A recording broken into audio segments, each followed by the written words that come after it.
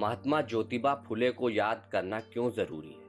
क्या सिर्फ इसलिए कि कुछ लोग कहते हैं कि उन्हें याद करना चाहिए, या सिर्फ इसलिए कि वे हमारे देश के एक महान इंसान थे और महान लोगों को उनके जन्म दिवस पर याद करने की परिपाटी न जाने कब से चली आई है? या फिर फुले को इसलिए याद करना चाहिए कि उन्होंने ये पहचाना था कि देश की आवाम की बदहाली और गुलामी की जड़ से सदियों से बैठी हुई ब्राह्मणवादी व्यवस्था है, जिसे खत्म किए बिना लोगों की मुक्ति मुमकिन ही नहीं।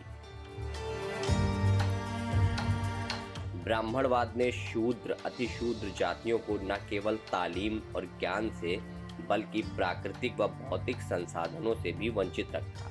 इसे खत्म किए बिना आवाम की खुशहाली और बेहतरी नहीं हो सकती।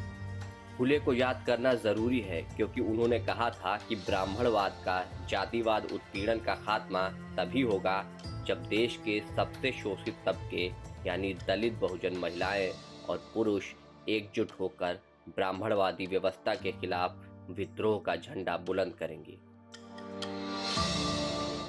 19वीं सदी में फुले उन बिरले लोगों में से थे जिन्होंने महिलाओं और पुरुषों की बराबरी का रेडिकल एजेंडा समाज में रखा, जिसकी कसौटी पर खरा उतरना आज भी एक चुनौती है।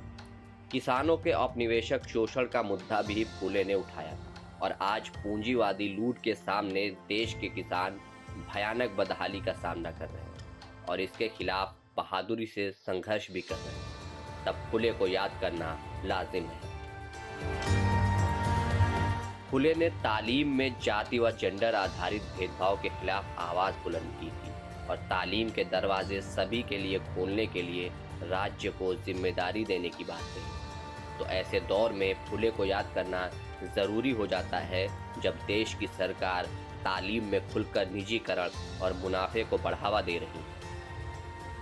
दलितों, बहुजनों, अल्पसंख्यकों, लड़कियों की तालीम के दरवाजे सिकोड़ती जा रही और उनको दोयम दर्जे की वोकेशनल ट्रेनिंग की तरफ धकेलने की साजिश कर रही है। यानी फुले को याद करना जरूरी है क्योंकि एक बेहतर समाज के लिए, ब्राह्मण और पूंजीवाद की गुलामी से मुक्ति के लिए, पितृसत्ता के खात्मे के लिए फुले के विचारों को समझना और आगे बढ़ाना होगा। फुले को याद करना मतलब अपने संघर्षों को तेज करना, अपनी समझ और नजरिए को लगातार विकसित करना और इंसानियत की मुक्ति के हक में अपनी आवाज बुलंद करना।